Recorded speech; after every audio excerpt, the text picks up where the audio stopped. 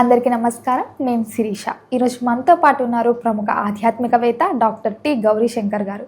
గురుగారితో మాట్లాడదాం. గురుగారు నమస్కారం. నమస్కారం అమ్మా.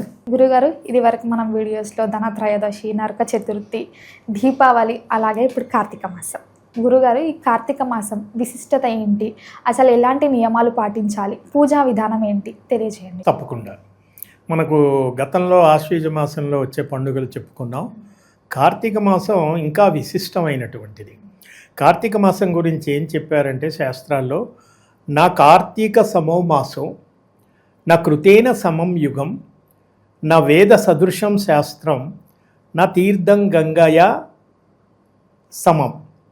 అంటే దీని అర్థం ఏంటంటే, నా కార్తీక సమో మాసం అంటే మనకు 12 మాసాలు ఉన్నాయి, చైత్రం నుంచి చివరి దాకా పాల్గొన మాసం వరకు. ఈ 12 మాసాలలో నా కార్తీక సమో మాసం, కార్తీక మాసంతో సమానమైనటువంటి మాసం మరొకటి లేదు. అంటే కార్తీక మాసం ఈ 12 నెలల్లో చాలా పవిత్రమైంది, విశిష్టమైంది అని అర్థం. ఎలా మనకు నెలలలో కార్తీక మాసం, యుగాలలో, యుగాలు అని మనకు 4 ఉన్నాయి: కృతయుగం, త్రేతాయుగం, ద్వాపర యుగం, కలియుగం. ఇప్పుడు మనం కలియుగంలో ఉన్నామంటున్నాం.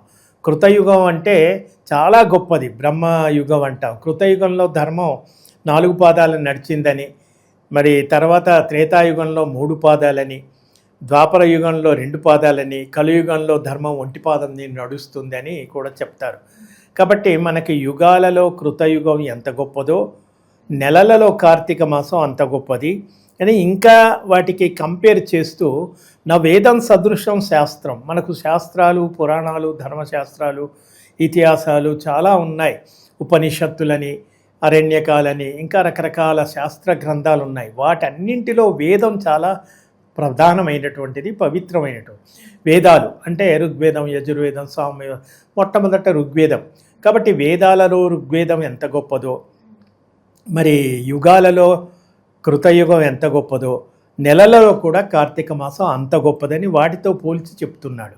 ఇంకా చివరిలో ఏం చెప్పాడు, నా తీర్థం గంగయా సమం. ఈ భారతదేశంలో ఉండే నదులలో, పవిత్రమైన నదులలో గంగా నది కంటే గొప్ప నది ఏమీ లేదు. మనకు చాలా నదులు ఉన్నాయి, గంగా, కృష్ణ, గోదావరి, తుంగభద్ర, యమున, ఇలా అనేక నదులు చెప్పుకుంటావు. కానీ అనేక నదుల్లో గంగ చాలా పవిత్రమైన నదిగా చెప్తారు. కాబట్టి నదులలో గంగ ఎంత గొప్పదో, శాస్త్రాలలో వేదం ఎంత గొప్పదో, యుగాలలో కృతయుగం ఎంత గొప్పదో, అలాగే నెలలలో కార్తీక మాసం అంత గొప్పది అని కార్తీక మాసం గురించి చెప్తారు.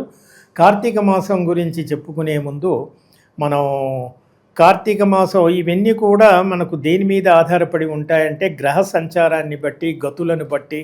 ఇప్పుడు రాత్రి పగలు ఇవన్నీ కాలం ఎలా నడుస్తోంది, కాలచక్రం వాటికి. కాబట్టి మనకు నక్షత్రాలని 27 నక్షత్రాలు, 12 రాసులు ఇవన్నీ ఉంటాయి. ఈ నక్షత్రాలు, రాసుల గమనాన్ని బట్టే మనకు నెలలు ఏర్పడుతూ ఉంటాయి, రాత్రి పగలు వస్తూ ఉంటాయి, కాలాలు, వర్షాకాలం, చలికాలం, ఎండాకాలం, ప్రకృతిలో మార్పు జరుగుతుంది. కాబట్టి కృత్తికా నక్షత్రంలో పౌర్ణమి చంద్రుడు ఏ రోజైతే కృత్తికా నక్షత్రంలోకి ప్రవేశిస్తాడో ఆ నక్షత్రాన్ని బట్టి ఆ నెలకు ఆ పేరు ఉంటుంది. ఇప్పుడు ఆశ్వీజ మాసంలో అశ్విని నక్షత్రంలో చంద్రుడు ప్రవేశించినప్పుడు దాన్ని ఆశ్వీజ మాసం అన్నాం. కృత్తికా నక్షత్రంలోకి ప్రవేశించినందువల్ల దీనిని కార్తీక మాసం అంటున్నాం. కాబట్టి చంద్రుడు, పౌర్ణమి చంద్రుడు అంటే మనం కార్తీక పౌర్ణమిని జరుపుకుంటాం కదా, ఆ రోజు కృత్తికా నక్షత్రంలో ఉంటాడు. తర్వాత కృత్తికా నక్షత్రానికి మనకు సూర్యుడు వృశ్చిక రాశిలోకి ప్రవేశిస్తాడు. ఈ కార్తీక మాసంకున్న విశిష్టత గురించి చెప్పుకుంటున్నాం ప్రకృతి పరంగా. చంద్రుడేమో కృత్తికా నక్షత్రంలోకి ప్రవేశిస్తాడు, సూర్యుడేమో వృశ్చిక రాశిలోకి ప్రవేశిస్తాడు. వృశ్చిక రాశికి అధిపతి ఎవరు? అంగారకుడు అంటారు. అంగారకుడు అంటే అగ్ని. కాబట్టి ఈ కాలంలో సూర్యుడు, అందుకే మీకు నులివెచ్చగా, వెచ్చవెచ్చగా ఉంటుంది తెల్లారు మనకి ఈ అట్మాస్ఫియర్, ఈ ప్రకృతి అంత వాతావరణం. కాబట్టి వృశ్చిక రాశికి అధిపతి అంగారకుడు. అంగారకుడు అంటే అగ్ని. అగ్ని వేడి కలిగిస్తుంది. కాబట్టి మనకు చలికాలం కావాల్సింది ఏంటి? వేడి. అందుకనే దీపాలంతా కూడా ఈ నెల పొడుగున దీపాలు ఎందుకు వెలిగించుకుంటారంటే, చలిని పోగొట్టుకొని మనం శరీరానికి వెచ్చదనం కలగాలి అని వెలిగించుకుంటారు. కాబట్టి అంగారకుడు మళ్ళీ ఇక్కడ రాసులలో మొట్టమొదటి రాశి కృత్తికా రాశి. ఈ దేవతలలో మొట్టమొదటి వాడు అగ్ని. కాబట్టి కృత్తికా నక్షత్రానికి అంగారకుడికి సంబంధం ఉంది. అది తొలి నక్షత్రం, ఇది తొలి దేవత. కాబట్టి ఇవన్నీ కలిసి వచ్చినటువంటి ఒక పవిత్రమైన సంగమం. కాబట్టి కార్తీక మాసానికి చాలా విశిష్టత ఉంది. పైగా కార్తీక మాసం అటు శివుడికి ఇష్టమైంది, ఇటు విష్ణుమూర్తికి ఇష్టమైంది. కాబట్టి శివకేశవులు ఇద్దరికీ ఇష్టమైనటువంటి ప్రీతికరమైనటువంటి మాసం. కాబట్టి ఈ కార్తీక మాసానికి గొప్ప విశిష్టత ఉంది అని చెప్పుకుంటారు. తర్వాత కార్తీక మాసంలో మనకి దాదాపు పర్వదినాలు, చాలా పర్వదినాలు మనకి కార్తీక మాసంలో వస్తాయి. ఇంతకుముందు ఆశ్వీజం చివరిలో త్రయోదశి, ధనత్రయోదశి, చతుర్దశి, నరక చతుర్దశి అని అమావాస్య, దీపావళి అమావాస్య వరకు మీకు ఆశ్వీజం అయిపోయింది. పాడ్యమి నుంచి కార్తీక మాసం మొదలవుతుంది. ఈ పాడ్యమి నుంచి మళ్ళీ చివర కార్తీక మాసం చివర అమావాస్యతో ముగుస్తుంది కదా. ఆ నెలలో చాలా వరకు దాదాపు ప్రతి నక్షత్రాన్ని బట్టి మనకు పర్వదినాలు అనేకం కూడా ఉంటాయి. అయితే ఇప్పుడు కార్తీక మాసంలో మొట్టమొదట అమావాస్య తర్వాత వచ్చేది పాడ్యమి. పాడ్యమి మొట్టమొదటి రోజు. అంటే ఇప్పుడు ఒక క్యాలెండర్లో 1వ తారీఖు అంటాం, 1, 2, 3 అట్లా పాడ్యమి మొట్టమొదటి తిథి.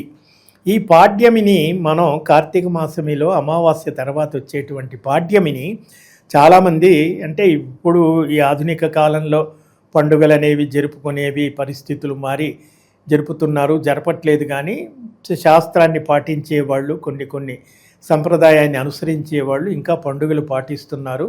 పాడ్యమి రోజు వచ్చేటువంటి పండుగని బలిపాడ్యమి అంటాం. ఈ బలిపాడ్యం అంటే ఏమిటి అంటే బలి చక్రవర్తికి సంబంధించినటువంటి ఒక కథ ఉంది. బలిపాడ్యం రోజు ఏం చేయాలి, ఏమిటి అనేది కూడా మనకు శాస్త్రం చెబుతోంది. ఆ బలిపాడ్యం గురించి మరొక సంచికలో తెలుసుకుందాం. మొత్తం మీద గురూజీ కార్తీక మాసం రోజు చేయాల్సిన పూజా విధానం తెలియజేసినందుకు ధన్యవాదాలు. నమస్కారం.